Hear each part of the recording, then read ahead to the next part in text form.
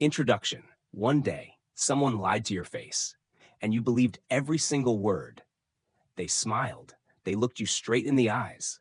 Then they quietly said, "I'm fine." But they weren't. The frightening part isn't that they lied. The frightening part is that you never noticed. Maybe it wasn't just once. Maybe it has happened dozens of times. At work, with your closest friends, in your own family. Maybe even with the person you love the most. Every single day, people are silently telling you exactly who they are. Not through their words, but through tiny clues that almost nobody notices. A pause before answering. A smile that never reaches the eyes. A voice that suddenly becomes quieter.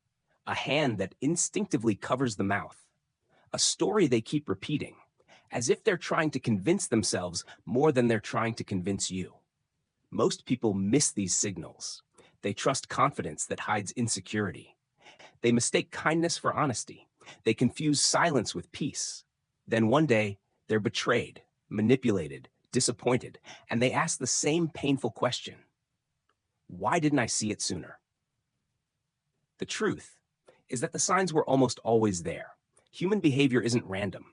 People don't suddenly become angry or insecure or controlling or distant. Long before those behaviors appear, their mind has already written the script. Every experience they've lived, every fear they've hidden, every wound they've carried, quietly shapes the way they think, the way they speak, the choices they make, and the life they build. Imagine walking into a room, and instead of wondering whether people like you, you instantly understand what they're feeling. Imagine sitting across from someone and knowing they're pretending to be confident long before anyone else notices. Imagine recognizing manipulation before it traps you, understanding fear before it becomes anger, seeing pain hidden behind arrogance. What would that change? How many arguments would never happen? How many relationships could have been saved? How many mistakes could you have avoided if you had simply understood the person standing in front of you? This audiobook isn't about becoming a human lie detector. It isn't about manipulating people, and it certainly isn't about judging them. It's about something far more valuable: understanding. Because once you understand why people behave the way they do, you stop reacting emotionally. You stop taking everything personally. You stop fighting symptoms and begin seeing the causes. You'll discover why some people explode over the smallest criticism, why others spend their entire lives trying to please everyone around them, why certain people can never admit they're wrong, why some constantly seek attention, while others disappear into the background. You'll learn how to recognize the hidden fears, the emotional needs, the silent battles that shape nearly every human decision. But something unexpected will happen along the way. The more deeply you learn to read other people, the more clearly you'll begin to read yourself. You'll notice your own patterns, your own fears, the invisible stories you've been telling yourself for years. And perhaps, for the very first time, you'll understand why you've made certain choices, why some relationships succeeded, why others quietly fell apart. Because the greatest mystery you'll ever solve may not be someone else's mind. It may be your own. So, leave every assumption at the door. Forget everything you think you know about human behavior. And prepare to see people, not through appearances, not through first impressions, but through the invisible patterns that have been guiding them all along. Once you learn to recognize those patterns, you'll never look at another conversation or another person the same way again. Chapter 1. Every person follows invisible patterns. Imagine walking into a room filled with strangers. Within seconds, without anyone saying a single word, you somehow feel drawn to one person while instinctively avoiding another. You don't know their names, you don't know their stories, yet something inside you has already made a decision. Most people call this intuition. But intuition is rarely magic. It's recognition. Your brain is constantly collecting tiny pieces of information. Facial expressions, tone of voice, posture, movement, the distance people keep, the speed at which they respond. Thousands of details your conscious mind barely notices. The problem is, most people never learn what those signals actually mean. So they guess, they judge, they assume. Sometimes they're right. More often, they're completely wrong. Think about someone you've described as difficult. Maybe it was a coworker, a family member, a friend, or someone you loved. Every conversation with them seemed exhausting. No matter what you said, they became defensive. Every suggestion sounded like criticism. Every disagreement became an argument. Eventually, you reached a simple conclusion. That's just who they are. But what if that wasn't true? What if you were only seeing the final chapter, without ever reading the beginning of the story? Every human being operates according to patterns, patterns built over years, sometimes decades. No one wakes up one morning and suddenly becomes insecure or controlling or emotionally distant. Those behaviors are built, one experience at a time. Imagine a child who grows up in a home where every mistake is punished, every report card is compared, every achievement is considered not good enough. Eventually, that child learns something dangerous. If I make mistakes, I lose love. Years later, that child becomes an adult. Now every piece of feedback feels like an attack. Every disagreement feels like rejection. Every criticism, even the smallest one, triggers emotions that seem far bigger than the situation deserves. To everyone else, they appear overly sensitive. But beneath the surface, they're not reacting to today. They're reacting to years they've never forgotten. This is why socially intelligent people rarely ask, "What's wrong with this person?" Instead, they ask a different question. What happened to this person? That single question changes everything. Because behavior almost always has a history. Think about another example. Have you ever known someone who simply couldn't say no? No matter how exhausted they were, they kept helping everyone, working overtime, canceling their own plans, sacrificing their own happiness. At first, they seem incredibly generous, selfless, reliable. Everyone loves having someone like that around. But eventually, something strange happens. They become resentful, quietly frustrated, emotionally drained. Why? Because their kindness wasn't always coming from confidence. Sometimes it was coming from fear, fear of disappointing people, fear of being rejected, fear of no longer being needed. Perhaps they learned very early in life that love had to be earned, that people only valued them when they were useful. So even as adults, their mind continues following the same invisible pattern. If I keep giving, people will stay. Again, the behavior makes sense. Once you understand the pattern, now consider someone completely different, someone who always has to be right, no matter the conversation, no matter the evidence. Admitting they were wrong feels impossible. Most people assume they're arrogant, egotistical, impossible to deal with. But look a little deeper. Sometimes, being wrong isn't simply uncomfortable. To them, being wrong feels dangerous. Maybe mistakes were mocked throughout childhood. Maybe failure brought shame instead of encouragement. So their mind quietly built a rule. If I'm wrong, I'm not good enough. Without realizing it, they begin defending every opinion, every decision, every belief, as though their entire identity depends on it, because to them, it does. One of the greatest mistakes we make is believing people choose every behavior consciously. The truth is, much of what we call personality is simply repeated experience becoming automatic. Think about driving a car. When you first learned, every movement required conscious attention. The mirrors, the pedals, the steering wheel, the traffic around you. It felt overwhelming. But after years of practice, you stopped thinking about it. Your brain created a pattern. Human behavior develops the same way. Repeated experiences become automatic responses. Someone who has been betrayed repeatedly may struggle to trust. Someone who has always been ignored may constantly seek attention. Someone who grew up in chaos may desperately crave control. Not because they're trying to be difficult, because their brain believes those behaviors keep them safe. This is why first impressions are so often misleading. Confidence can hide insecurity. Silence can hide wisdom. Kindness can hide fear. Laughter can hide loneliness. And anger can hide pain that has existed for years. Social intelligence begins the moment you stop judging what you see and start asking what you cannot.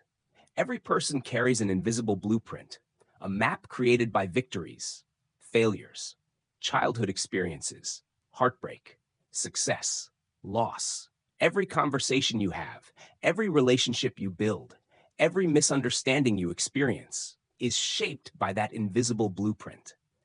The remarkable thing is, once you begin recognizing these patterns, people become far less confusing. You stop expecting everyone to think like you. You stop assuming every reaction is personal. You begin seeing human behavior, not as random, but as predictable. Not predictable because people are simple, but because every mind follows stories, long before it follows logic. And once you learn to recognize those stories, you'll discover that understanding people has far less to do with listening to what they say, and far more to do with seeing the invisible patterns that quietly shape everything they do. Chapter 2: The Gap Between What People Say and What They Mean. Have you ever met someone who constantly says, "I don't care what anyone thinks"? Yet the moment someone criticizes them, their mood changes for the rest of the day. They replay the conversation, defend themselves to anyone who will listen, or quietly avoid the person who challenged them. If you only listened to their words, you would believe they were confident. But if you watched their behavior, you would discover a very different story. One of the greatest lessons in understanding people is this: words reveal intentions, behavior reveals beliefs. And when those two don't match, behavior almost always tells the truth. Most people aren't trying to deceive you. They're trying to protect the image they have of themselves. There's a difference. Imagine asking someone, "Are you happy with your job?" Without hesitation, they smile. "Absolutely. I love what I do." But every Sunday evening, their energy disappears. Monday mornings become a struggle. They complain constantly. They're exhausted before the week even begins. So which answer is true? The one they gave you, or the one their life gives every single week? The answer is obvious. People often tell the story they wish were true, long before they admit the reality they're living.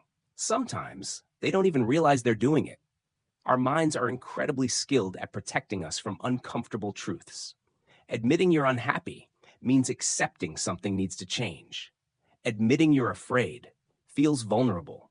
Admitting you've made the wrong decision can feel like admitting failure. So instead, the mind creates a more comfortable story, a story that protects the ego, not because we're dishonest, but because we're human. Think about the person who constantly talks about being too busy. Every conversation begins the same way. "I've been so busy lately. I barely have time to sleep. Everything depends on me." At first, it sounds like responsibility. But after hearing it again and again and again, you begin to notice something. They aren't simply describing their schedule. They're describing their identity. Being busy makes them feel important. Without realizing it, their self-worth has become connected to being needed. So slowing down doesn't just feel unfamiliar. It feels threatening.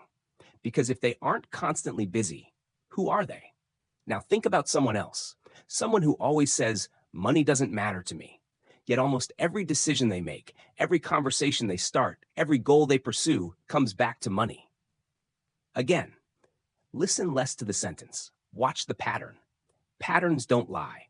This is why social intelligence requires patience. Anyone can be convincing for 5 minutes. Very few people can maintain a false pattern for 5 years. Time exposes what words try to hide. Another common example appears in relationships. Someone repeatedly says, "Trust is everything to me," yet they constantly check their partner's phone, question innocent conversations, assume the worst. Their words say trust. Their behavior says fear, and fear always speaks louder than promises. When you begin noticing these contradictions, be careful. Don't become cynical. The goal isn't to catch people lying. The goal is to understand what they're protecting. Because every contradiction points towards something deeper. Sometimes it's insecurity. Sometimes it's shame. Sometimes it's an old wound that has never fully healed. Imagine meeting a successful entrepreneur. Confident, well-dressed, charming. They speak as though failure has never touched their life. Everyone admires them. Then someone asks a simple question. What was your biggest mistake? Suddenly, their confidence changes. Their smile becomes smaller. They change the subject. They answer vaguely. Why? Because confidence built only on success often struggles when failure enters the conversation. The mask slips, not because they're weak, but because every mask eventually becomes heavy. The truth is, no one can perfectly control themselves forever. Stress reveals character. Pressure exposes patterns. Unexpected situations uncover beliefs. That's why observing someone only when life is easy tells you very little. Watch what happens when plans fall apart, when they're criticized, when they lose, when they're forced to wait, when someone else receives the recognition they wanted. Those moments reveal far more than hours of pleasant conversation. Success often hides personality. Difficulty introduces it. One of the most revealing moments in any relationship is disappointment. Some people become angry. Some become silent. Some blame others. Some immediately search for solutions. Each response tells a story, not about the event itself, but about the person experiencing it. Two people can lose the exact same opportunity. One says, I'll find another way. The other says, nothing ever works out for me. The event is identical. The pattern is completely different. Why? Because people don't react to reality alone. They react to the meaning they've attached to reality over many years. This is why emotionally intelligent people avoid quick conclusions. Instead of saying they're lazy, they wonder, have they stopped believing their effort matters? Instead of saying she's cold, they wonder who taught her that vulnerability was dangerous. Instead of saying he's arrogant, they ask, what insecurity is that confidence protecting? Questions like these transform judgment into understanding, and understanding changes relationships. The next time someone speaks, listen carefully, but don't stop there. Watch what they consistently choose. Notice what they avoid. Observe what they repeat. Pay attention to what changes when pressure arrives, because people may control their words, but over time, their habits, their decisions, and their actions quietly reveal the truth they may not even know they're telling. And once you learn to see that difference, you'll begin understanding people. In a way, most never do. Chapter 3. Your body speaks before you do. Imagine meeting someone for the first time. Before either of you says a single word, something has already happened. Their brain has formed an opinion about you, and yours has done exactly the same. Not because of your resume, not because of your achievements, not even because of your personality, because of your body. Long before words enter a conversation, the human brain begins reading movement, your posture, your pace, your facial expressions, where your eyes rest, how comfortably you occupy space. All of these signals are processed almost instantly. Most people believe communication begins when someone starts talking. In reality, communication begins the moment another person sees you. This is why two people can say the exact same sentence and receive completely different reactions. One earns trust, the other creates discomfort. The words were identical, the body was not. Think back to someone you've met who immediately made you feel comfortable. Perhaps they smiled naturally, their shoulders looked relaxed, their attention stayed on you instead of constantly searching the room. Nothing about them felt forced. Without realizing it, your nervous system quietly relaxed. Now think about someone else. They smiled, but something felt wrong. You couldn't explain it. Their words sounded friendly, yet you felt strangely cautious. Most people ignore that feeling. Socially intelligent people become curious about it, because the body often notices inconsistencies before the conscious mind can explain them. One of the biggest myths about body language is believing that a single gesture tells the whole story. Someone crosses their arms. People immediately think they're defensive. Maybe. Or maybe they're cold. Maybe they're simply comfortable standing that way. Maybe they've stood like that their entire life. Reading people isn't about isolated gestures. It's about clusters, patterns, changes, context. Imagine you're talking with a colleague. Normally, they're energetic. They smile often. They use expressive hand movements. But today, their shoulders are lower. Their voice is softer. Their eye contact disappears. Their movements become slow and deliberate. Nothing dramatic happened. No tears. No obvious sadness. Yet something has clearly changed. Notice what made you suspicious. It wasn't one signal. It was the collection of signals moving in the same direction.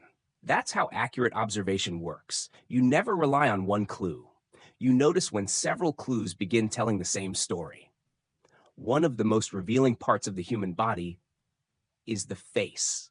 Not because people can't control it, but because they can't control it forever. Real emotions often appear for only a fraction of a second. Before the social mask returns, someone receives unexpected criticism. For an instant, their eyebrows tighten, their jaw stiffens, their lips press together, then suddenly, they smile. No worries, it's fine. Most people only notice the smile. The first emotion disappears too quickly, but that first reaction usually tells the truth. The smile came later. This doesn't mean they're lying. It means two things happened. First, their genuine emotion appeared. Second, their social training stepped in. We all do this. You probably have too. Someone gives you an unwanted gift. Your first reaction might be disappointment. Less than a second later, you smile. You thank them. You become polite. Neither reaction is fake. One is automatic. The other is intentional. Understanding that difference changes the way you see people. Another powerful clue appears in the eyes. People often say, the eyes are the window to the soul. While that sounds poetic, there's a surprising amount of truth behind it. When someone is genuinely interested, their attention becomes effortless. They stop scanning the room. They stop checking their phone. Their eyes remain present, not because they're trying to impress you, but because their curiosity has replaced distraction. On the other hand, someone can maintain perfect eye contact, yet still feel disconnected. How? Because genuine attention isn't only about where the eyes look, it's about where the mind stays. Have you ever spoken to someone who nodded constantly, said all the right things, yet somehow you knew they weren't really listening? Their eyes were on you, but their thoughts were somewhere else. Presence cannot be faked forever. Sooner or later, the body reveals where the attention truly lives. Another overlooked signal is movement. Confident people don't always move faster. In fact, many move slower, not because they're lazy, because they're comfortable. They don't feel the need to rush every sentence or every gesture or every decision. They allow silence to exist. People who constantly seek approval often do the opposite. They laugh too quickly, speak too quickly, nod too quickly, agree too quickly. Their body is quietly asking, "Do you like me?" without saying a single word. The body also reveals emotional pressure.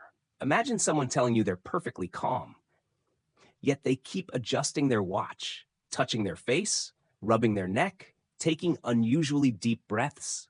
Again, none of these gestures alone prove anxiety, but together, they tell a story. The body is working harder than usual. Something inside them is unsettled. Stress leaves fingerprints. You simply have to learn where to look. Here's another observation you'll begin noticing everywhere. People naturally move toward what makes them feel safe and away from what doesn't. Watch two close friends talking. Their bodies naturally face each other. Their feet point toward each other. They unconsciously mirror small movements. One smiles, the other smiles. One leans forward, the other follows. No one planned it. Connection created it. Now imagine a conversation where trust has disappeared. The feet slowly angle toward the exit. The torso turns slightly away. Responses become shorter. Silence grows longer. The conversation may continue, but emotionally, one person has already started leaving. This is why socially intelligent people don't simply hear conversations, they watch them unfold. Because conversations happen on two levels, the spoken conversation and the silent one. Often, the silent conversation reveals far more. But perhaps the greatest lesson of all is remembering that body language should never become a tool for suspicion. Its purpose isn't to expose people, it's to understand them. Someone who looks nervous may not be hiding a lie. They may simply be afraid of being judged. Someone avoiding eye contact may not be dishonest. They may have spent years believing their opinions didn't matter. Someone who smiles constantly may not be happy. They may have learned long ago. That sadness made other people uncomfortable. Every gesture has a history. Every expression has a reason. And the more you learn to see beyond the movement itself, the more compassion begins replacing judgment, because the body isn't trying to deceive you.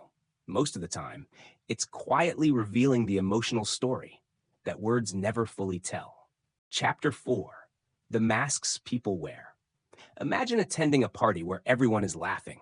The room is full, music is playing, conversations flow effortlessly. From the outside, it looks like everyone is having a wonderful time. But if you could hear the thoughts inside each person's mind, you would discover a completely different world. One person is terrified that nobody likes them. Another is desperately trying to appear successful. Someone else is hiding the pain of a recent breakup. Another is wondering whether they said something embarrassing 5 minutes ago. Everyone is present, but almost no one is completely seen. Why? Because every human being wears invisible masks, not the kind made of fabric, the kind built from experience.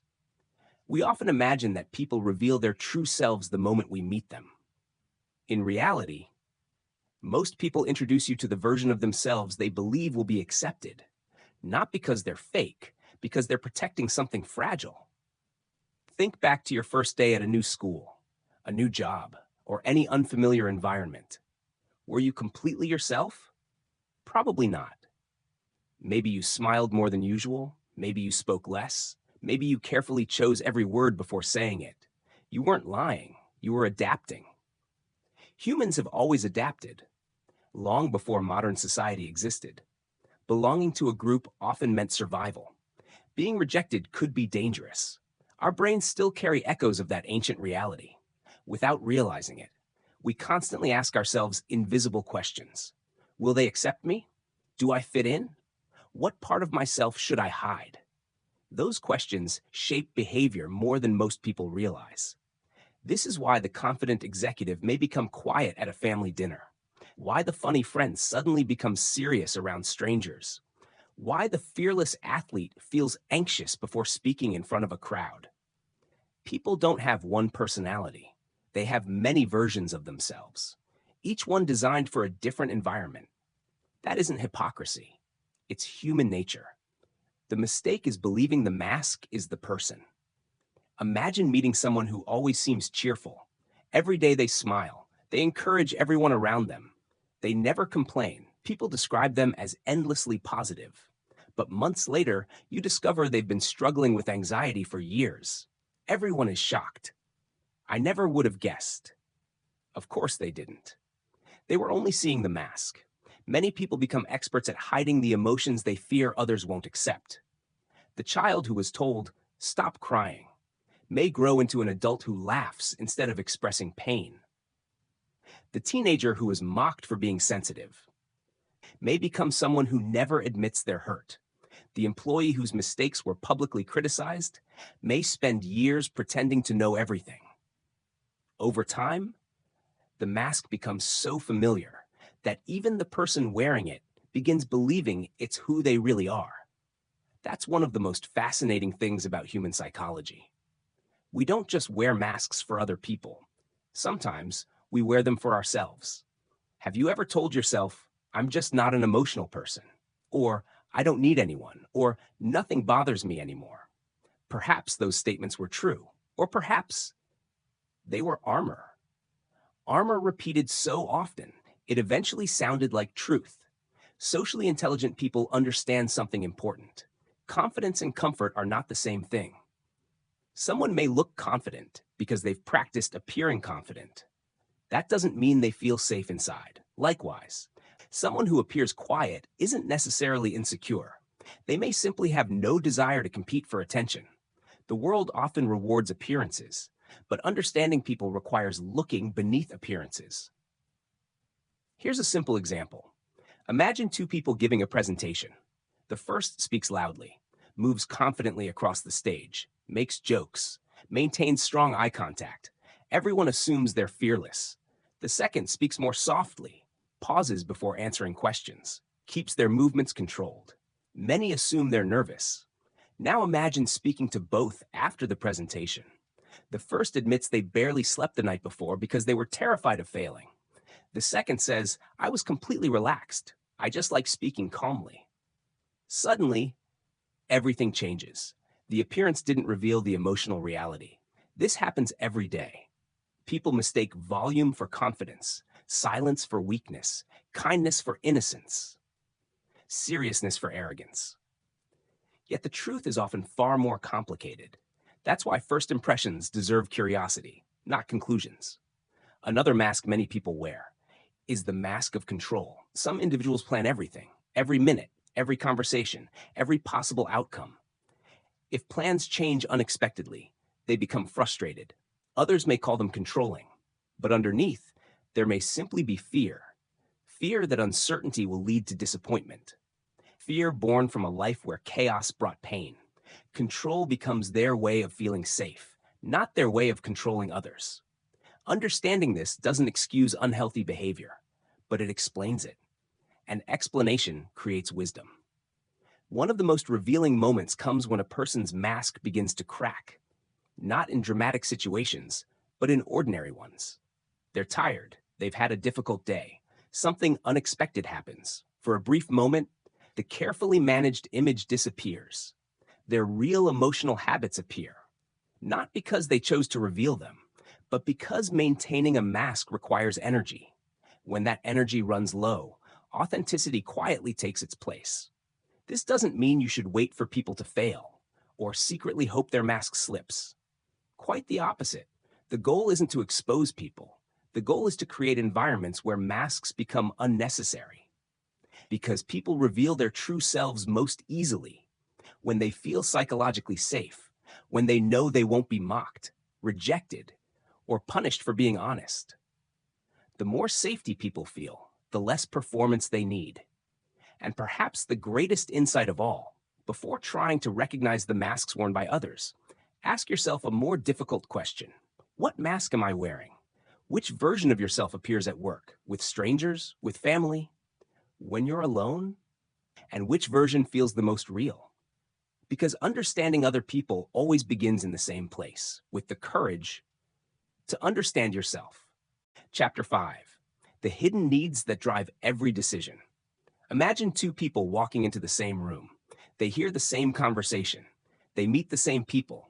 They experience the exact same situation. Yet by the end of the night, one leaves feeling inspired. The other leaves feeling rejected. Nothing around them changed, only the meaning they attached to it. This is one of the greatest mysteries of human behavior. People don't respond to reality itself. They respond to the needs quietly operating beneath it. Every person you will ever meet, whether they realize it or not, is trying to satisfy a small number of emotional needs. The need to feel safe, the need to feel respected, the need to belong, the need to feel significant, the need to feel understood. These needs are invisible, yet they influence almost every conversation, every relationship, every argument, and every important decision. The problem is, most people only notice the behavior. They never ask which need the behavior is trying to satisfy. Imagine a manager who constantly criticizes every small mistake. Nothing is ever good enough. Every report needs revision. Every idea receives another question. Employees begin whispering, he's impossible to please. Maybe. But what if something else is happening? What if criticism isn't his goal, but certainty is? Perhaps years ago, one careless mistake cost him everything.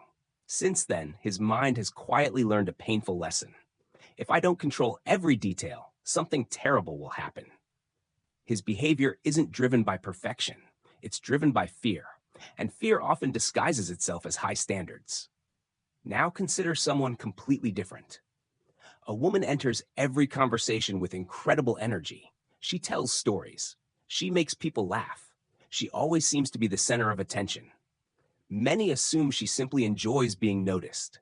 But attention and significance are not the same thing. Sometimes, the loudest person in the room spent years feeling invisible. Perhaps they grew up surrounded by siblings. Perhaps no one listened when they spoke. Perhaps praise was rare. As adults, they continue searching for something they missed long ago. Not applause, Recognition. The need hasn't disappeared. It has simply changed its appearance. Understanding this changes the way you see people. Instead of asking, why does she always need attention? You begin asking, when did she first begin believing she had to earn it? That single question creates empathy.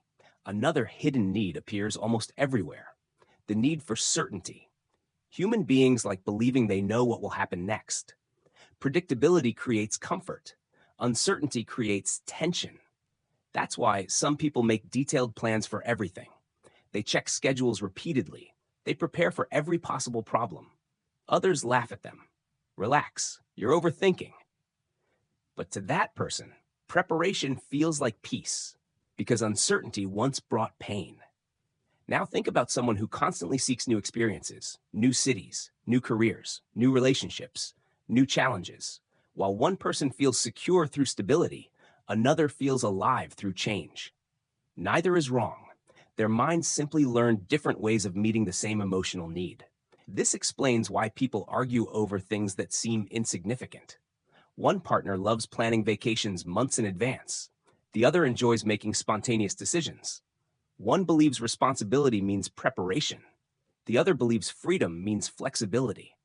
They're not arguing about calendars. They're protecting emotional needs. When people fail to recognize this, relationships become exhausting. Each person believes the other is being unreasonable. In reality, both are trying to feel safe. They're simply using different strategies. One of the strongest emotional needs is the need to belong. It begins astonishingly early. Watch young children on a playground. They naturally seek groups, friendships, acceptance. Rejection hurts them deeply. Many adults assume this changes with age. It doesn't. It simply becomes more sophisticated. Adults join workplaces, communities, social circles, online groups, professional networks. The desire is still the same. Where do I belong? This need influences behavior in ways we rarely notice. People change the way they dress, the words they use, even the opinions they express. Not because they suddenly change their beliefs, but because belonging often feels more important than being different. History is filled with examples of ordinary people doing extraordinary things, simply because everyone around them was doing the same. The desire for acceptance is incredibly powerful. Recognizing this helps explain something many people misunderstand. People don't always believe what they say. Sometimes they repeat what allows them to remain part of the group. That doesn't make them weak. It makes them human. Another hidden need quietly shapes countless conversations: the need to feel understood. Think about the last time someone interrupted you halfway through explaining something important. Perhaps they immediately offered advice or began telling a story about themselves. How did you feel? Probably frustrated.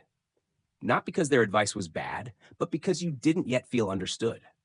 Most people don't want solutions first. They want understanding first. Only then are they ready for guidance. This simple truth transforms communication. Instead of rushing to fix people, you begin listening for the need behind their words. Someone says, "I'm exhausted." Perhaps they aren't asking for advice. Perhaps they're asking for compassion. Someone says, "Nobody appreciates what I do."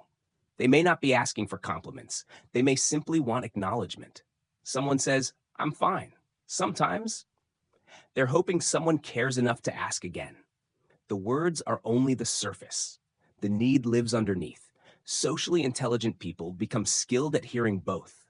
They hear the sentence, and they hear the emotion hidden beneath it. Over time, you'll notice something remarkable. Many conflicts disappear the moment people feel understood, not because every problem has been solved, but because one of their deepest emotional needs has finally been met. The greatest communicators understand this instinctively. They don't merely answer questions, they answer emotions. They don't respond only to behavior. They respond to the need creating that behavior. And when you begin seeing people through that lens, you'll discover something surprising. Human beings become far less confusing because beneath our different personalities, different cultures, different experiences, and different lives, we are all quietly searching for many of the same things. to feel safe, to feel valued, to feel connected, and above all, to know that someone truly understands us. Chapter 6: Why People React So Differently to the Same Situation. Imagine two employees receiving identical feedback from their manager. The manager says, "Your presentation was good, but I think it could be even stronger if you organized the information differently next time." The first employee smiles. "That's helpful. I'll improve it." The second becomes unusually quiet. They spend the rest of the day replaying the conversation. By evening, they're wondering if they're about to lose their job. The words were identical. The situation was identical. So why were the reactions completely different? Because people don't react to events. They react to the meaning their mind assigns to those events. And that meaning was often created years before the event ever happened. Imagine two children growing up in different homes. The first child hears, "Everyone makes mistakes. Let's figure out what we can learn." The second hears, "How could you mess this up again?" Years pass. Both children become adults. One sees mistakes as opportunities. The other sees mistakes as evidence of failure. Neither chose that perspective consciously. Their minds learned it through repetition. This is why understanding people requires looking beyond the moment itself. Every reaction has a history. Think about someone who becomes anxious whenever plans suddenly change. A canceled meeting, a delayed flight, an unexpected phone call. Even small changes seem to overwhelm them. Others might say, "You're overreacting." But what if they're not reacting to today's inconvenience? What if unpredictability reminds their nervous system of years when life never felt stable? Perhaps they grew up in a household where every day brought another crisis, arguments, financial stress, broken promises. As adults, unexpected change doesn't simply feel inconvenient, it feels familiar. And familiarity often awakens old emotions. Now imagine another person. Plans change at the last minute. Instead of becoming anxious, they become excited. "Great, let's do something different." Their past taught them a completely different lesson. To them, unexpected moments created adventure, freedom, possibility. The same event, a completely different emotional meaning. This explains why people often misunderstand each other. They assume everyone experiences the world the same way they do. But no two minds interpret reality through the same lens. Each person's experiences quietly color everything they see. Think about rain. For one farmer, rain may mean hope, healthy crops, a better future. For someone planning an outdoor wedding, the very same rain means disappointment. The weather hasn't changed. Only the meaning has. Human behavior works exactly the same way. Events don't automatically create emotions. Interpretations do. This is one reason emotionally intelligent people rarely rush to judge reactions. Instead of asking, "Why are they making such a big deal out of this?" they ask, "What does this situation represent to them?" That question changes everything. Imagine a friend who rarely answers messages immediately. Some people wouldn't think twice. Others instantly assume, "They're ignoring me," or "They must be upset with me." Notice what happened. The facts never changed. Only the story changed. Our brains naturally fill in missing information. Unfortunately, the stories we invent often say more about us than they do about reality. Someone who has experienced abandonment may expect rejection where none exists. Someone who has repeatedly been deceived may struggle to trust even honest people. Someone who has always been encouraged may naturally expect good intentions. The outside world stays the same. The internal world changes everything. This also explains why arguments often become so confusing. Imagine a husband forgetting an important anniversary. To him, it was an honest mistake. To his partner, it feels like proof that she isn't important. Now they're arguing about dates, or so it appears. In reality, they're arguing about meaning. One person sees forgetfulness, the other sees rejection. Until they understand the emotional meaning beneath the event, the argument has no real solution. Many relationships fail for this exact reason. People spend hours debating facts while completely ignoring feelings. Facts answer the question, "What happened?" Feelings answer the question, "What did it mean to me?" Without understanding both, True communication is impossible. Another fascinating pattern appears when people experience success. Have you ever noticed that praise makes different people feel completely different emotions? Some become motivated, others become uncomfortable. Some confidently accept compliments, others immediately dismiss them. It wasn't a big deal. I just got lucky. Anyone could have done it. Why? Because compliments don't simply enter the mind, they collide with existing beliefs. If someone secretly believes they aren't worthy, praise creates conflict. Part of them wants to believe it. Another part quietly whispers, if they knew the real me, they wouldn't say that. This is why genuine confidence cannot be created by compliments alone. It must first replace the beliefs already living underneath. The same principle applies to criticism. Someone with healthy self-esteem hears, I made a mistake. Someone with fragile self-worth hears, I am the mistake. Notice the difference. One separates identity from behavior. The other combines them. That small difference changes an entire life. As you begin observing people, you'll notice that reactions are like fingerprints. Unique, personal, created over years, and often impossible to understand without knowing the story behind them. The next time someone surprises you with an emotional reaction, pause before judging it. Ask yourself, what experience might have taught them to see this situation differently than I do? You may never know the complete answer, but simply asking that question will make you more patient, more compassionate, and far more accurate in understanding the people around you. Because behavior rarely begins in the present. Most of the time, it's an echo from the past, still quietly shaping the present. Chapter 7: The Emotional Triggers Hidden Inside Every Conversation. Imagine you're having an ordinary conversation. Everything seems perfectly normal. Then, you mention a single topic. Almost instantly, the other person's expression changes. Their voice becomes sharper. Their posture stiffens. The conversation that felt calm only seconds ago suddenly becomes tense. What happened? It probably wasn't the topic itself. It was what the topic touched. Every human mind contains emotional triggers, invisible memories, beliefs, and unresolved experiences, waiting beneath the surface. Most of the time, they're completely silent until something unexpectedly awakens them. Think about the smell of a particular perfume. For one person, it's just another fragrance. For someone else, it instantly reminds them of a loved one they lost years ago. Nothing changed about the perfume, only the memory connected to it. Words work the same way. So do places, faces, songs, even simple questions. A sentence that feels harmless to you may carry years of emotional weight for someone else. Imagine asking a coworker, why didn't you finish the project? To you, it's simply a question. To them, it may sound like, you're not good enough. Not because that's what you meant, but because that's what similar words meant throughout their life. Perhaps every mistake they made as a child was followed by criticism, embarrassment, or punishment. Now, even neutral feedback activates the same emotional alarm. The present conversation quietly awakens the past. This explains why some reactions seem completely out of proportion. A small disagreement becomes a major argument. A harmless joke becomes deeply offensive. A delayed text message creates intense anxiety. The trigger isn't the event.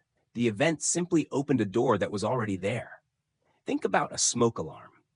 Its job isn't to determine whether danger truly exists.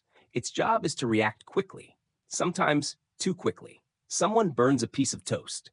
The alarm sounds exactly as if the entire house were on fire. Our emotional system behaves in much the same way. It was designed to protect us, not to be perfectly accurate. If your mind once learned that rejection was dangerous, it may react to even the smallest signs of disapproval. If betrayal deeply wounded you, your brain may begin searching for betrayal, even where none exists. Protection is its priority. Accuracy comes second. This is why emotionally intelligent people become students of emotional triggers, not only in others, but within themselves. Imagine someone interrupts you while you're speaking. Most people experience a brief moment of annoyance, then they move on. But another person becomes unusually angry. They can't stop thinking about it. Why? Perhaps interruption doesn't merely feel rude. Perhaps it reminds them of years spent feeling unheard, ignored, dismissed, invisible. The interruption lasted 3 seconds. The emotion came from decades. Now imagine someone who becomes extremely uncomfortable whenever people argue. Even minor disagreements make them anxious. They quickly change the subject, try to calm everyone down, or leave the room entirely. Others assume they simply dislike conflict, but maybe conflict once meant something far more frightening. Maybe arguments in their childhood home always ended with someone leaving, or someone crying, or someone getting hurt. Their nervous system learned a simple equation: conflict equals danger. Years later, the body still responds, even when the actual danger disappeared long ago. This happens more often than we realize. The past rarely stays in the past. It quietly travels into the present, disguised as personality. Here's another example.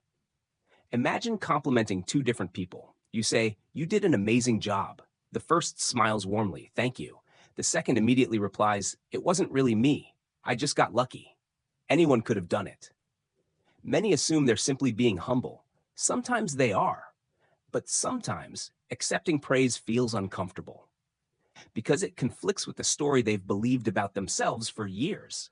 If someone secretly believes, "I'm never enough," then a compliment creates tension. Their mind instinctively rejects information that doesn't fit its existing identity. This is one reason changing people is so difficult. Facts alone rarely change beliefs. People filter new experiences through old emotional stories. That's why two individuals can hear the exact same advice. One feels encouraged, the other feels criticized. The words are identical, the emotional filter is different. Now consider one of the strongest triggers of all: feeling disrespected. Respect means different things to different people. For one person, respect means being listened to. For another, it means honesty. For someone else, it means keeping promises or acknowledging effort. When people argue, "You don't respect me," they're often using the same word, but describing completely different experiences without understanding what respect actually means to that person. The conflict continues. This principle applies everywhere: in friendships, in marriages, at work, within families. People rarely fight over facts alone. They fight over what those facts represent emotionally. The most skilled communicators understand this. Instead of responding immediately, they pause. They ask themselves, what emotion is driving this reaction? Not, how do I win this conversation? But what pain might I be speaking to without realizing it? That simple shift transforms communication. Because once people feel emotionally understood, their defenses begin to soften. The conversation changes. Not because the facts changed, but because the emotional threat disappeared. Perhaps the most important lesson is this: everyone has emotional triggers, even you. The goal isn't to eliminate them. That's impossible. The goal is to recognize them before they begin controlling your behavior.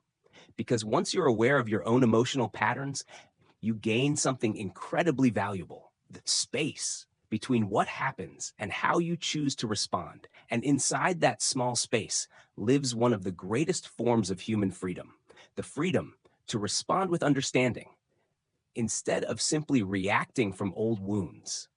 Chapter 8: The Stories People Secretly Tell Themselves. Imagine meeting two people who have just failed at the exact same task. They received the same result, the same criticism, the same disappointment, yet one quietly says, "I'll do better next time." The other thinks, "This proves I'll never be good enough." What made the difference? Not intelligence, not talent, not luck. The difference was the story each person told themselves. Whether we realize it or not, every human being lives inside an invisible narrative, a story repeated so often, it begins to feel like absolute truth. Some stories create confidence, others quietly limit an entire life. The remarkable thing is, most people never question these stories. They simply live inside them. Imagine a young boy who eagerly raises his hand in class. He gives the wrong answer. The room erupts with laughter. His teacher quickly moves on. To everyone else, it's a small moment, one forgotten within minutes. But inside that child's mind, something else happens. A sentence quietly appears. Speaking up is dangerous. Years pass. He becomes an adult. Whenever an opportunity appears, a meeting, a presentation, a chance to share an idea, he hesitates. People assume he's shy or lacks confidence. But the hesitation didn't begin today. It began years ago, with a story that was never questioned. Now imagine another child. Every time she tries something difficult, her parents don't focus only on the result. Instead, they ask, "What did you learn?" Mistakes aren't punished, they're discussed. Curiosity is rewarded. Without realizing it, she develops a completely different story. Challenges help me grow. Years later, she approaches failure differently. She doesn't enjoy it. No one does. But she doesn't believe failure defines her. She believes it teaches her. The event isn't different. The story is. This is one of the most powerful truths about human psychology. Events influence us. Stories transform us. Because stories become identity. Think about how often people describe themselves. I'm just bad with people. I've never been lucky. I'm terrible with money. I'm not a leader. I'm always the one who gets hurt. Listen carefully. Those aren't observations. They're identities.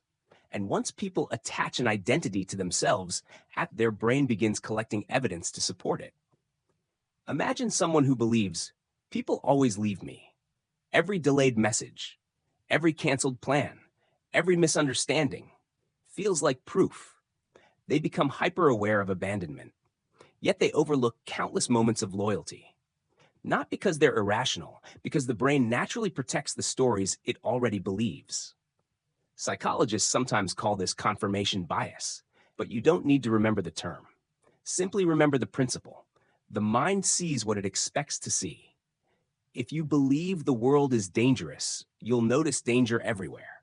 If you believe people can't be trusted, you'll become highly skilled at finding reasons not to trust them. If you believe you're incapable, every mistake becomes evidence. Every success becomes luck. This explains why two people can live in the same world, yet experience completely different realities. One notices opportunity, the other notices obstacles. One notices kindness, the other notices betrayal. The world hasn't changed. Their stories have. Here's another example. Imagine two entrepreneurs launching identical businesses. The first believes problems are part of the process. The second believes problems mean I'm failing. Within months, both experience setbacks, unexpected expenses, customer complaints, long hours. The first keeps adapting. The second begins doubting everything. Eventually, people assume one was naturally resilient, the other wasn't. But resilience often begins with a story about what struggle means. Does struggle mean you're growing? Or does struggle mean you should quit? Your answer shapes your future long before your actions do. Now think about relationships. Someone secretly believes, I'm difficult to love. They may never say those words aloud, but watch their behavior. When someone cares about them, they become suspicious. When someone compliments them, they dismiss it. When someone gets close, they pull away first, not because they don't want love, because the story inside them whispers eventually they'll leave anyway. Without realizing it, they begin creating the very ending they fear most, not intentionally, automatically. This is why understanding people requires listening for the stories beneath their behavior. Someone who constantly needs reassurance may be telling themselves I'm not enough. Someone who never asks for help may believe depending on people is dangerous. Someone who works endlessly may quietly believe my value comes from what I achieve. Again, the behavior is only the surface. The story lives underneath. The fascinating part is, people rarely invent these stories alone. Most were borrowed from parents, teachers, friends, culture, painful experiences, repeated criticism, or repeated praise. Eventually, those outside voices become an inside voice. And after enough years, we stop asking where the voice came from. We simply call it me. But here's the hopeful truth. Stories can change, not overnight, not through positive thinking alone, but through repeated experiences that challenge old beliefs. Every time someone speaks honestly, after years of staying silent, a new story begins. Every time someone trusts again after betrayal, a new story begins. Every time someone believes, maybe I'm more capable than I thought, The old narrative weakens, slowly, quietly, until one day it no longer controls them. This is why socially intelligent people don't only observe behavior, they listen for identity, for the invisible sentences people repeat about themselves. Because those sentences predict behavior far more accurately than temporary emotions ever could. And perhaps the most important question isn't, what story are other people living? It's this: what story have I been repeating about myself for years without ever stopping to ask whether it's true? Because the stories you believe quietly become the life you create. And understanding those stories may be the first step toward changing them. Chapter 9: Why People Repeat the Same Mistakes. Have you ever watched someone make the same mistake? Again and again and again? They promise they'll never return to that toxic relationship. A few months later, they're dating someone almost identical. Someone struggles with money. They finally earn more than ever before. Within a year, they're broke again. Another person constantly complains about being treated unfairly, yet they continue surrounding themselves with people who take advantage of them. From the outside, it makes no sense. People often ask, why would anyone keep doing this? The answer is surprisingly simple. Because human beings don't always choose what is healthy. They often choose what is familiar. And familiarity is one of the strongest forces in human psychology. Imagine growing up in a home where love was unpredictable. Some days, you felt deeply cared for. Other days, you were ignored. Affection came without warning, then disappeared just as quickly. As a child, you had no control over it, but your brain quietly learned something. Love is uncertain. Years later, you meet someone who gives you exactly that experience. One day they're affectionate. The next day they're distant. Sometimes they make you feel special. Sometimes they disappear without explanation. Most people watching from the outside wonder, why don't they just leave? Because something inside them whispers, this feels familiar. Not comfortable. Familiar. And our brains often confuse those two things. This is why people sometimes leave healthy relationships only to return to unhealthy ones. Not because they enjoy suffering, because predictable pain can feel safer than unfamiliar peace. The mind prefers known discomfort over unknown possibilities. Think about someone who grew up believing they had to earn love. Perhaps praise only came after perfect grades, perfect behavior, perfect performance. As an adult, they become a workaholic. No matter how much they accomplish, they never feel they've done enough. Others admire their discipline, but inside, they're still chasing the same approval they wanted as a child. Notice something important. The behavior changed, the motivation didn't. This is one reason success doesn't automatically heal old wounds. Someone may become wealthy, yet still feel insecure, become famous, yet still fear rejection, build an incredible career, yet secretly believe they're not enough. External achievements rarely erase internal beliefs. They often hide them. Another common pattern appears in friendships. Imagine someone who always becomes the person everyone depends on. They're the one solving problems, listening to everyone, giving advice, making sacrifices. At first, people praise them. You're such a good friend. But over time, something begins to happen. They feel exhausted, unappreciated, invisible. Why? Because they've unknowingly created a familiar role, the caretaker. Perhaps that's exactly who they had to become growing up. Maybe they learned that their own needs came second. Years later, their relationships continue following the same script, not because anyone forced them to, because the role feels natural. Here's something fascinating. Your brain doesn't simply remember experiences, it remembers patterns. Imagine walking through a forest the first time. There's no path. Every step requires effort. But after walking the same route hundreds of times, a clear trail appears. Future journeys become easier. Your brain works exactly the same way. Every repeated thought, every repeated reaction, every repeated behavior strengthens a mental pathway. Eventually, that pathway becomes the brain's preferred route. That's why habits feel automatic. That's why changing feels difficult. You're not fighting against willpower alone. You're working against years of repetition. This explains why awareness alone isn't enough. Many people know exactly what they're doing wrong. They know they're procrastinating. They know they're choosing unhealthy relationships. They know they're avoiding difficult conversations. Knowledge isn't the problem. The problem is that the old pattern still feels familiar. Imagine learning to write with your non-dominant hand. You know how to write. The information already exists, but every letter feels awkward, slow, unnatural. Changing emotional patterns feels remarkably similar.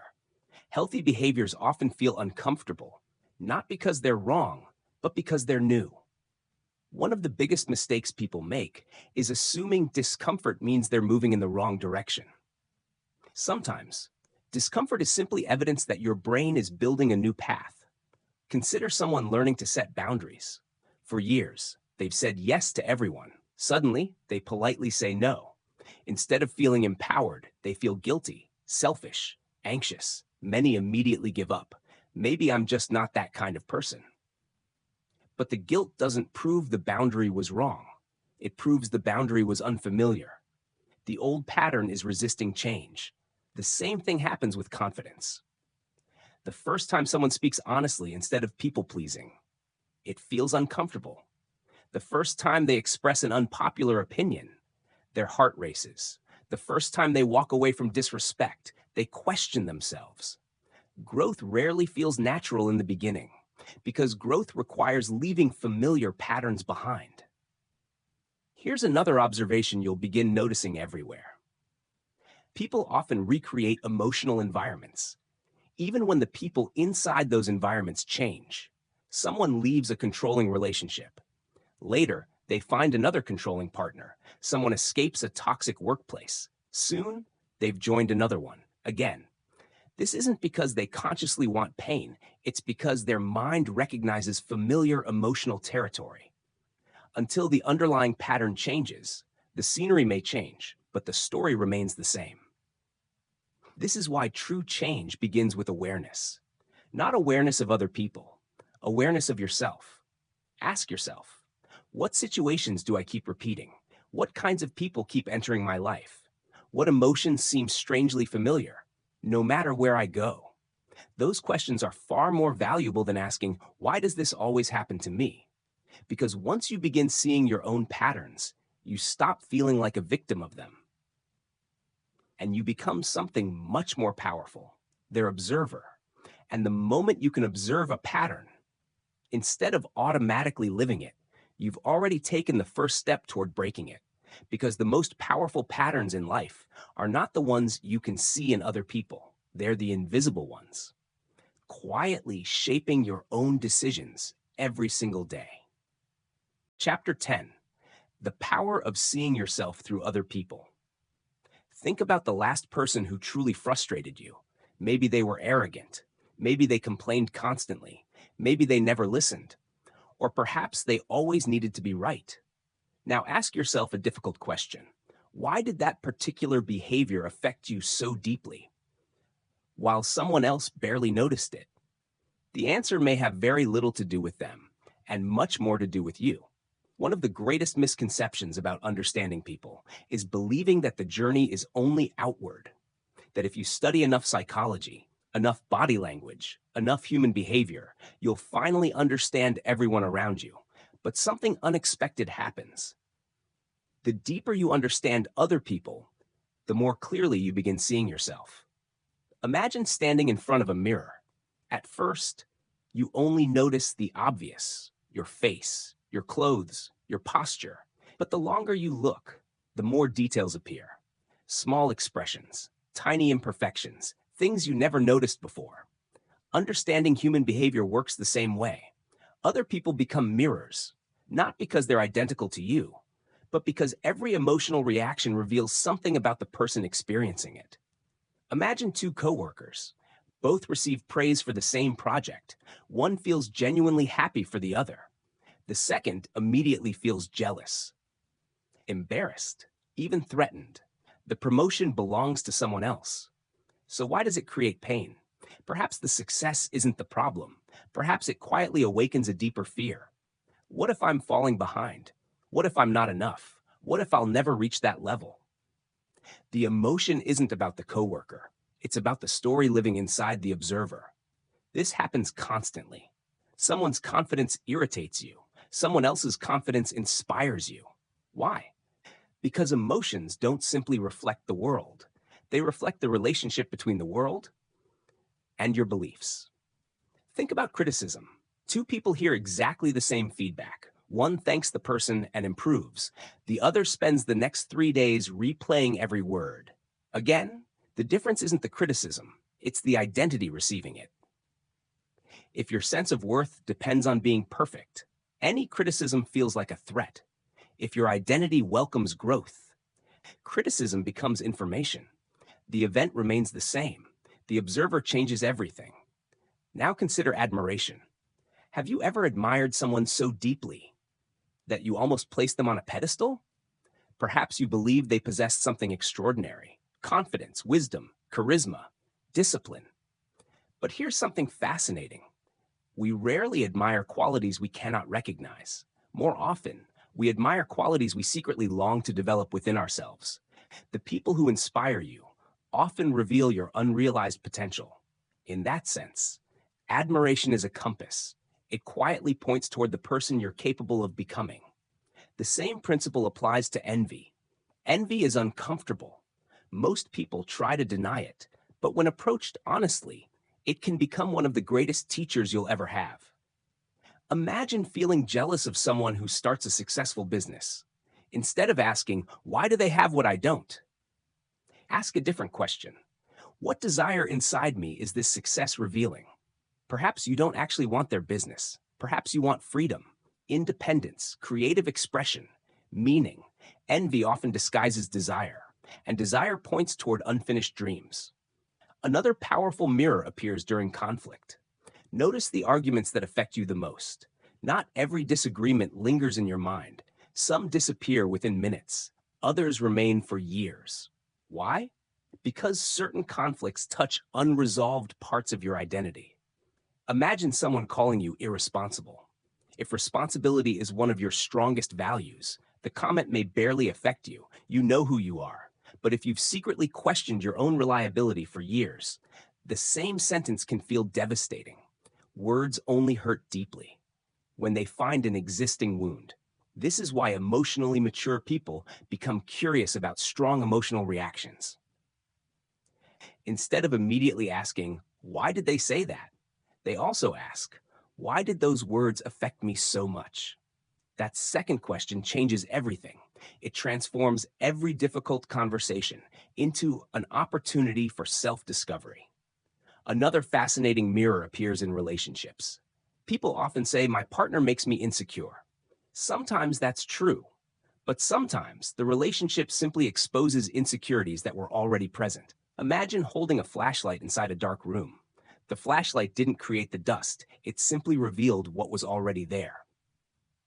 Healthy relationships often work the same way. They illuminate hidden fears: fear of abandonment, fear of rejection, fear of not being enough. The relationship isn't creating these emotions, it's revealing them. And what is revealed can finally be understood. Perhaps the most surprising realization of all is that the qualities we judge most harshly in others sometimes exist quietly within ourselves, not always in the same form, but often in subtle ways. The person who constantly seeks validation may remind us of our own need for approval. The person who refuses to admit mistakes may reflect moments when we've protected our own pride. The person who avoids difficult conversations may resemble the parts of ourselves we'd rather not acknowledge. Recognizing this isn't an invitation to criticize yourself. It's an invitation to become more honest. Because honesty creates freedom. The more honestly you see yourself, the less energy you spend defending an image. The less you need to appear perfect. The less threatened you become by other people's opinions. Gradually, something remarkable begins to happen. You stop trying to win every conversation. You stop needing everyone to agree with you. You stop searching for constant validation. Not because you've become indifferent, but because you've become secure. And security changes the way you see everyone around you. Instead of asking, "How should I respond to this person?" You begin asking, what is this interaction teaching me about myself? That simple shift transforms every relationship into a classroom, every disagreement into a lesson, every emotion into information, because the greatest experts in human behavior eventually discover one profound truth. The person who is hardest to understand is rarely the stranger across the room. It's the voice inside your own mind. And once you begin understanding that voice, the entire world starts making a little more sense. Chapter 11. Why first impressions are so often wrong. Imagine walking into a coffee shop. Across the room, you notice someone sitting alone. They're quiet, their arms are crossed, their expression is serious. Within seconds, your mind begins creating a story.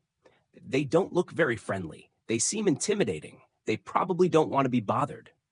Now, imagine discovering an hour later that they're simply waiting for news about a loved one in the hospital. Nothing about their appearance changed. Only your understanding did. This is one of the most common mistakes people make. We mistake a moment for a personality. The human brain loves shortcuts. It has to. Every second, we're surrounded by more information than we could ever consciously process. So instead of analyzing every detail, our brain makes rapid predictions: friend or stranger, safe or dangerous, confident or insecure, trustworthy or suspicious. These mental shortcuts often help us survive, but they also create some of our greatest misunderstandings. Imagine meeting someone who speaks very little. Most people immediately assume they're shy, perhaps even socially awkward. But what if they're simply observant? Some people speak after thinking. Others think after speaking. Silence doesn't always indicate fear. Sometimes it reflects wisdom. Now imagine someone who enters every room with endless confidence. They speak loudly. They shake everyone's hand. They tell stories with ease. People naturally admire them.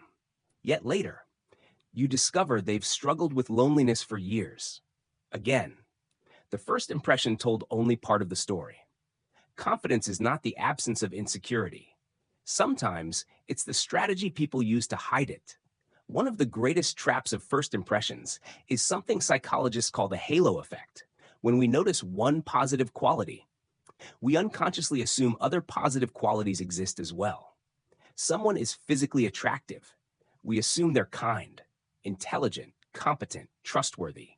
But appearance and character are not the same thing. Likewise, the opposite is also true. Someone appears nervous during an interview. We assume they're unqualified. Someone struggles to make eye contact. We assume they're dishonest. Someone dresses casually. We assume they're unprofessional. Yet none of those conclusions are guaranteed. The brain loves certainty, even when certainty doesn't exist. Think about history. Many of the world's greatest innovators were initially misunderstood. Some were considered strange. Others were ignored. Many were underestimated, not because they lacked ability, but because they didn't match people's expectations. Human beings naturally compare reality to familiar patterns. When someone doesn't fit the pattern, we become uncomfortable. That discomfort often becomes judgment. Imagine meeting two doctors. The first speaks confidently, answers every question immediately, never hesitates. The second pauses before answering, thinks carefully, occasionally says, "I'm not certain. Let me double check that." Which one appears more competent? Many people instinctively choose the first, but in reality, the second may actually be the more reliable expert. True expertise often includes humility. Confidence can impress. Accuracy protects. The problem is, our first impressions usually reward confidence, not correctness. Here's another example. Imagine interviewing two candidates for the same job. One immediately begins describing every accomplishment, every award, every success. The other asks thoughtful questions, listens carefully, speaks only when necessary. At first glance, the first candidate appears stronger. Months later, you discover the second became the better employee. Why? Because confidence created the first impression. Character determined the outcome. This happens constantly. People mistake charisma for integrity, charm for kindness, popularity for leadership. None of these qualities are identical. Sometimes they appear together, sometimes they don't. The most socially intelligent people understand this. They resist the urge to decide too quickly. Instead of asking, who is this person? They ask, who does this person consistently become over time? Consistency reveals far more than first impressions ever will. Another reason first impressions fail is because people change depending on the environment. Imagine someone who seems quiet during a business meeting. Later that evening, you see them with close friends. They're laughing, telling stories, leading every conversation. Which version is real? Both. Human behavior is deeply influenced by context. Just as water changes form depending on temperature, people change depending on emotional safety. Someone who feels judged becomes reserved. Someone who feels accepted becomes expressive. Someone who feels threatened becomes defensive. The personality didn't disappear. The environment changed. This is why it's dangerous to define people based on a single interaction. Everyone has moments that don't represent who they truly are. A difficult morning, a stressful week, a painful loss, a sleepless night. If someone met you only during your worst day, would they truly know you? Probably not. Offer others the same grace. Perhaps the greatest mistake we make is confusing observation with conclusion. Observation says, they're speaking quietly today. Conclusion says, they're an insecure person. Observation says, they avoided eye contact. Conclusion says, they're hiding something. Notice the difference. One describes behavior, the other invents identity. Social intelligence begins when you learn to separate the two. Observe first, understand second, judge last, or perhaps not at all. Because every person you meet is carrying a story you cannot see, a battle you cannot measure, and experiences you cannot immediately understand. The longer you observe, the more that invisible story begins to appear. And when it does, you'll realize something remarkable. People are almost always far more complicated and far more human than your first impression ever allowed you to believe.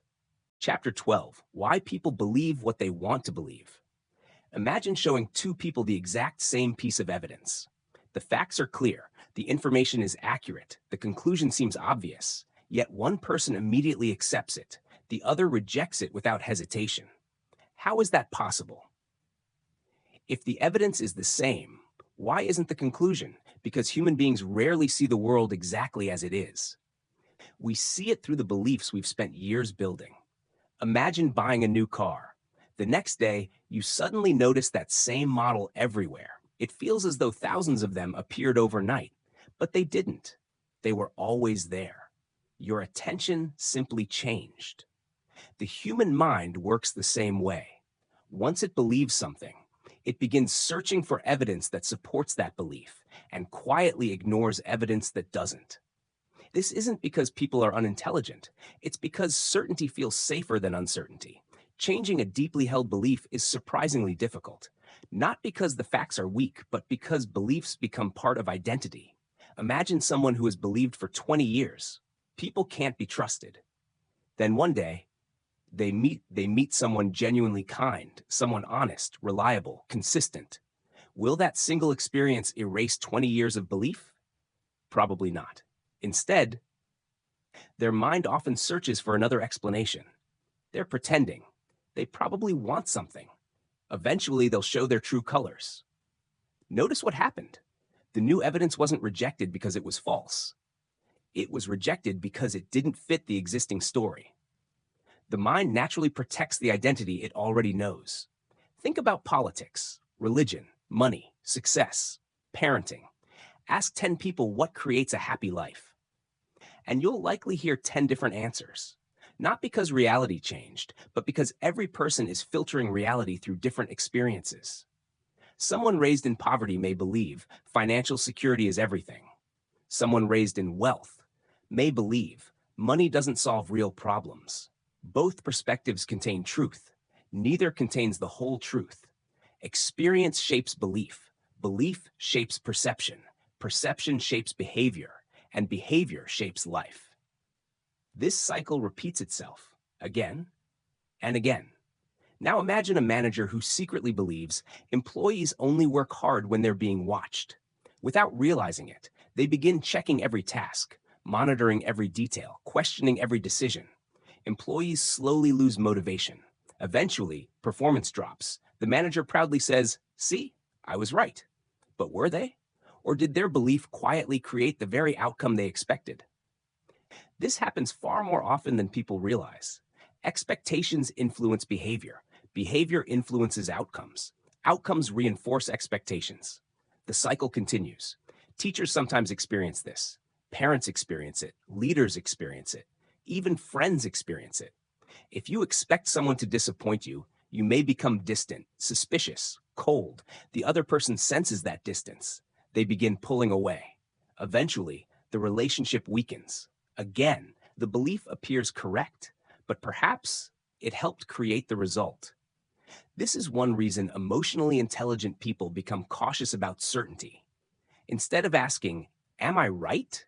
they ask, "What evidence might I be missing?" That question protects us from one of the greatest dangers of the human mind, believing we've already seen the whole picture. Another fascinating example appears in success. Imagine two entrepreneurs. Both experience failure. One believes failure means I'm learning. The other believes failure means I'm not talented enough. Months later, the first has already started another business. The second has stopped trying. The failure was identical. The belief created two completely different futures. Now think about relationships. Someone believes if someone truly loves me, they should always understand me. Another believes love requires constant communication. Sooner or later, conflict appears. Not because either person is cruel, but because their invisible beliefs are colliding. Neither realizes they're arguing from assumptions. Each believes their version of reality is simply reality. One of the greatest breakthroughs in understanding people comes when you realize this simple truth. People rarely defend facts. They defend identities. Imagine telling someone, "Your opinion is wrong." They don't simply hear disagreement. They often hear, "You are wrong." That's why conversations become emotional so quickly. The discussion stops being about ideas. It becomes about identity. The stronger someone identifies with a belief, the harder it becomes to question it. This doesn't only happen to other people, it happens to every one of us, including you, including me. We all carry assumptions that feel unquestionably true, until life quietly proves otherwise. Perhaps that's why wisdom begins with humility, the willingness to say, "Maybe I don't see the entire picture." Not because you're weak, but because reality is always more complex than one perspective can capture. The people who understand others best are rarely the ones who speak with absolute certainty. They're the ones who remain curious. They ask questions instead of making accusations. They seek understanding before agreement. They know that changing a person's mind almost never begins with proving them wrong. It begins with making them feel safe enough to question what they've always believed. And perhaps the most powerful question you can ever ask yourself is this: which of my strongest beliefs have I never seriously examined? Because the beliefs you question can set you free, but the beliefs you never question may quietly control your entire life without you ever realizing it. Chapter 13, The Need to Be Right. Imagine you're having a conversation with someone. The discussion is calm. Ideas are flowing. Then you politely disagree. Almost instantly, the atmosphere changes. Their voice becomes firmer. They interrupt more often. Every sentence becomes an attempt to prove their point. It no longer feels like a conversation. It feels like a battle. Why? Was it really about the opinion? Or was something much deeper being protected?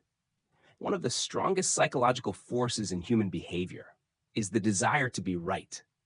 Not because people love winning arguments, but because being wrong often feels far more painful than simply admitting a mistake. Imagine a child growing up in a home where mistakes were treated harshly. Every forgotten chore, every wrong answer, every accident was followed by criticism, embarrassment, or punishment.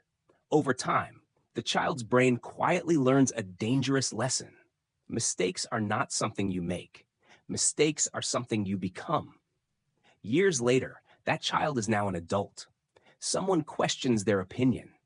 Immediately, their heart begins beating faster. Their muscles tighten, their voice changes. To everyone else, it looks like they're arguing about facts, but inside, their nervous system believes something much bigger is happening. It believes their worth is being questioned.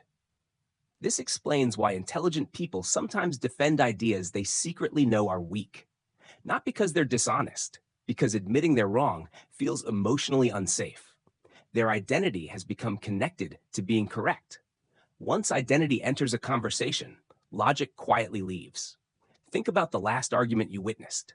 Was it really about dirty dishes? Or arriving home late? Or forgetting a phone call? Probably not. Most arguments begin with facts, but they continue because of identity. One person says, "You never listened to me." The other immediately responds, "That's not true." Notice what happened. Instead of hearing the emotion, they defended their image. The conversation shifts away from understanding toward self-protection. This happens every day, at home, at work, between friends, even between strangers online. People spend hours defending positions when what they're really defending is themselves. Another fascinating pattern appears when people receive advice. Imagine offering someone a solution to a problem they've complained about for months. Instead of thanking you, they immediately explain why it won't work. You offer another idea.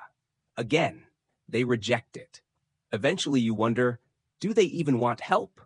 Perhaps, but perhaps accepting your advice creates another emotional problem. If your solution works, they must admit they didn't already know it. For some people, that admission feels uncomfortable, especially if they've built an identity around being capable, independent, or knowledgeable. Again, the problem isn't the advice, it's the identity surrounding it.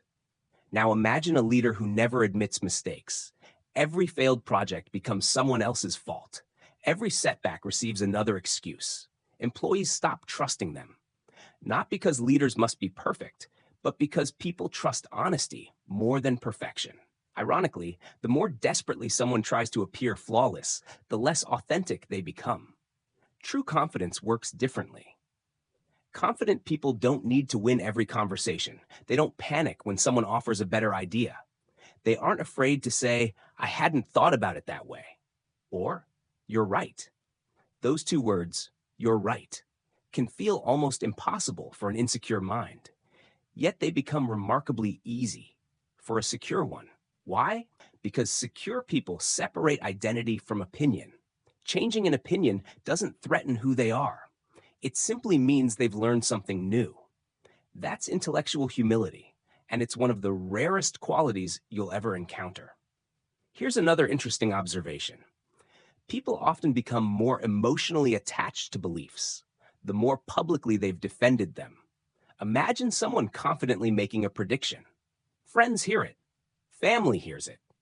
Coworkers hear it. Later, evidence proves they were mistaken. Admitting the mistake now feels twice as difficult because they're no longer protecting only an idea. They're protecting their reputation. The larger the audience, the stronger the emotional pressure. This explains why public debates often become so polarized. Changing your mind privately is difficult. Changing it in front of thousands of people feels almost impossible. Another reason people resist being wrong is because certainty creates comfort. Imagine walking through a dark forest. Would you rather carry a map that's slightly inaccurate or no map at all? Most people choose the imperfect map because uncertainty creates anxiety. Beliefs often function exactly like that map. Even imperfect beliefs can feel emotionally safer than admitting, "I don't know." Yet wisdom often begins with those three words. I don't know. Curiosity grows where certainty ends. The people who understand others most deeply rarely assume they've already figured everything out. They continue asking questions. They continue observing. They continue learning. Because every conversation becomes an opportunity rather than a competition. Imagine how different your relationships would become. If your goal wasn't to win, but to understand, how many arguments would disappear? If both people stopped trying to protect their pride and started protecting the relationship instead? The truth is, very few people have ever changed their minds because they were humiliated. People change when they feel respected, when they feel heard, when they feel psychologically safe enough to explore another perspective. That's why the greatest communicators don't attack identities. They explore ideas. They don't force agreement. They create understanding. And perhaps the greatest sign of emotional maturity isn't proving you're always right. It's becoming comfortable enough with yourself to admit when you're wrong. Because every time you release the need to be right, you create space for something far more valuable: growth.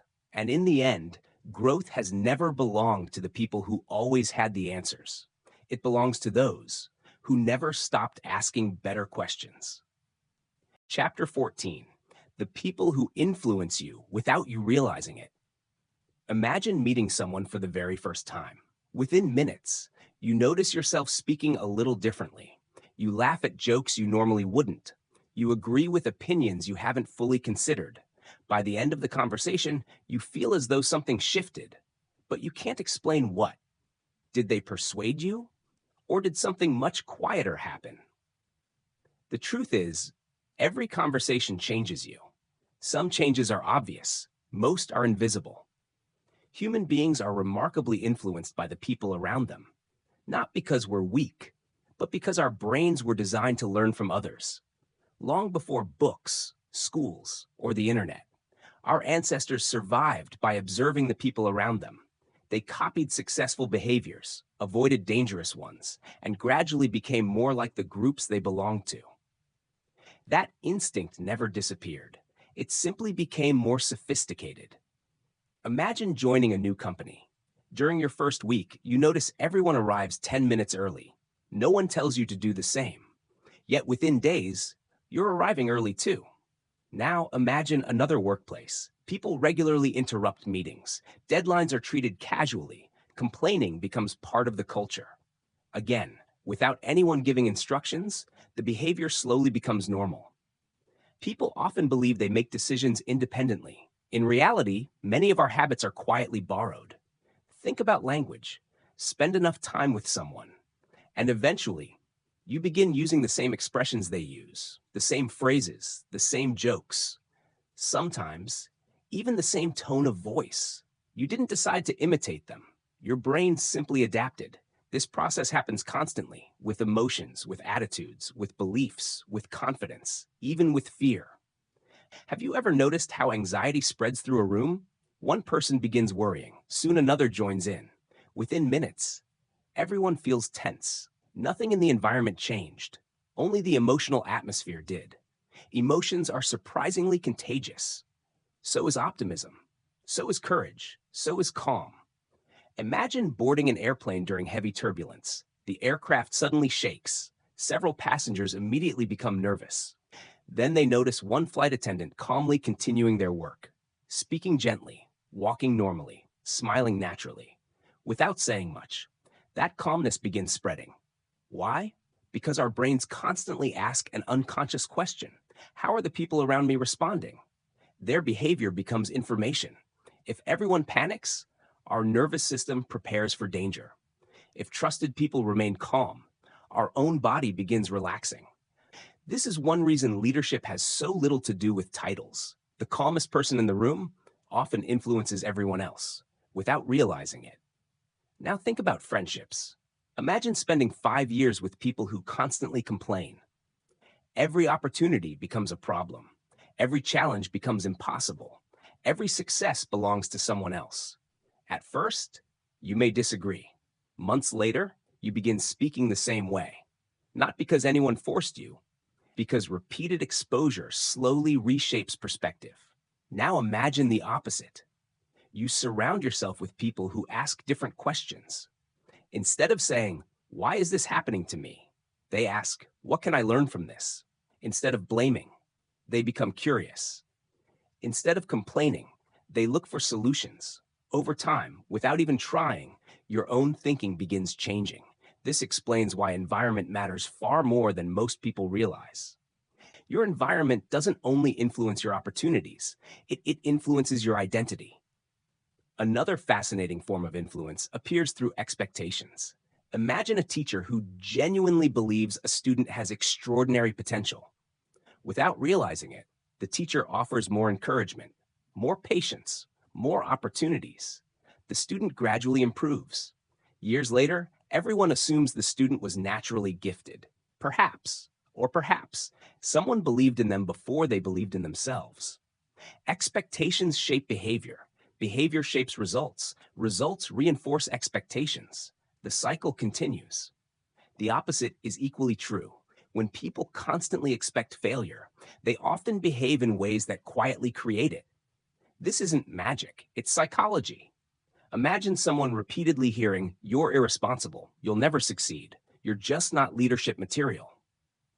Those sentences may disappear from the conversation, but they rarely disappear from memory. Years later, the voice still exists, except now, it sounds like their own.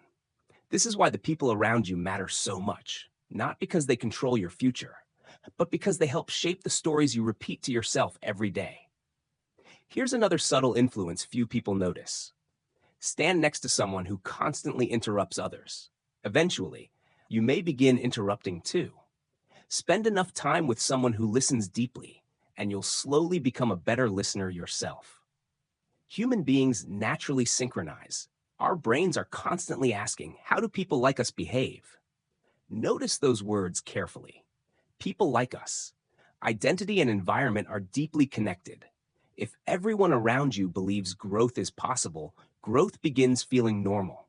If everyone believes change is impossible, staying the same begins feeling normal. This doesn't mean you should judge people who think differently. It means you should become aware of what is quietly shaping your own mind. Ask yourself, who influences the way I think? Whose opinions affect my confidence? Whose emotional habits have I unknowingly adopted? Most importantly, are those influences helping me become the person I want to be? Because every relationship leaves an imprint. Every conversation teaches something.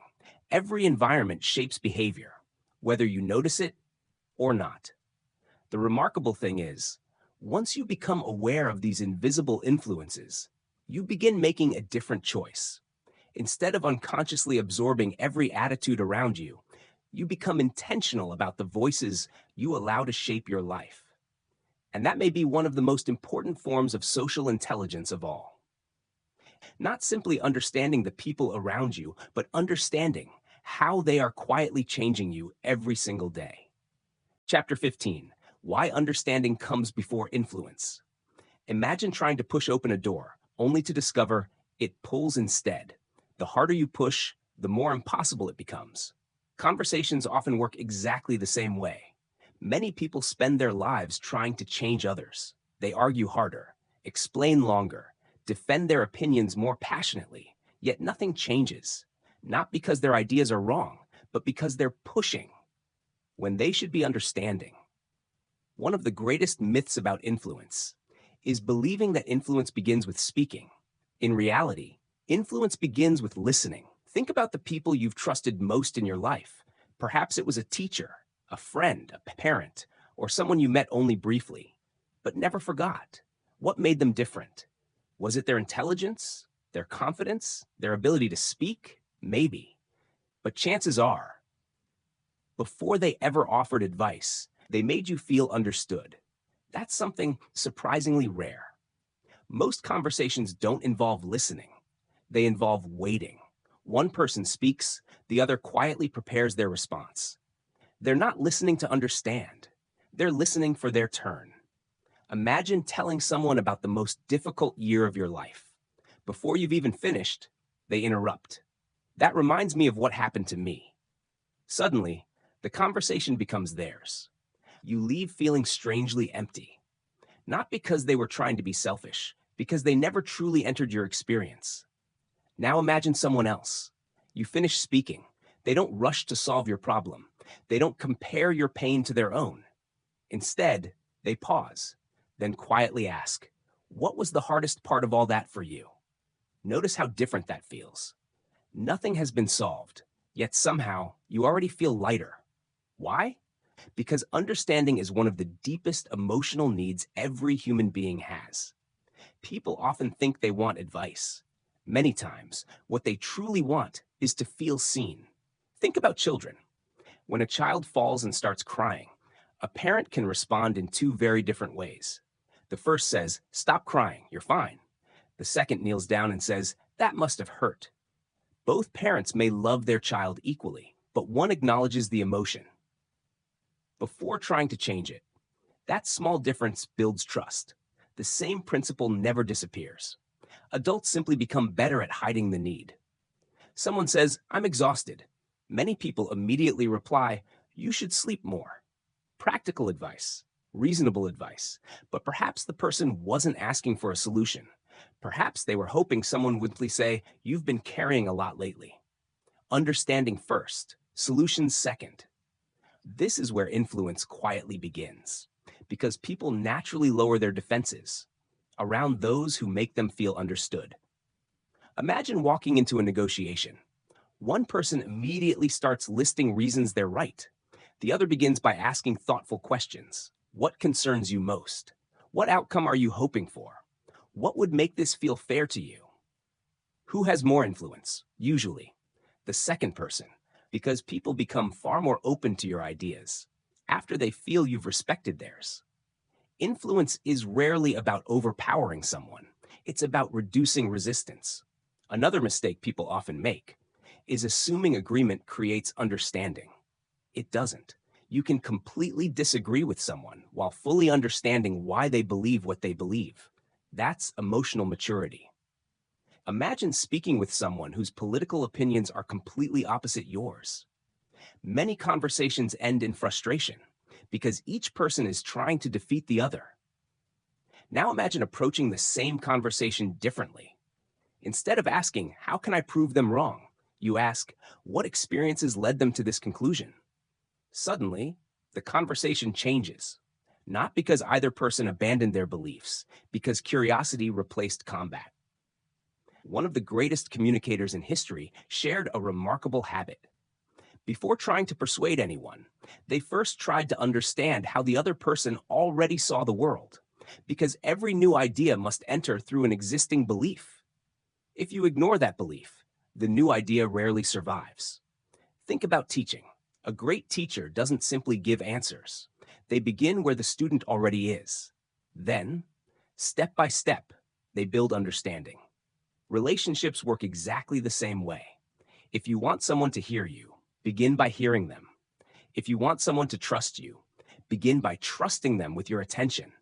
If you want someone to open up, create a space where honesty feels safe. This doesn't mean agreeing with everything. It means respecting the humanity behind every opinion.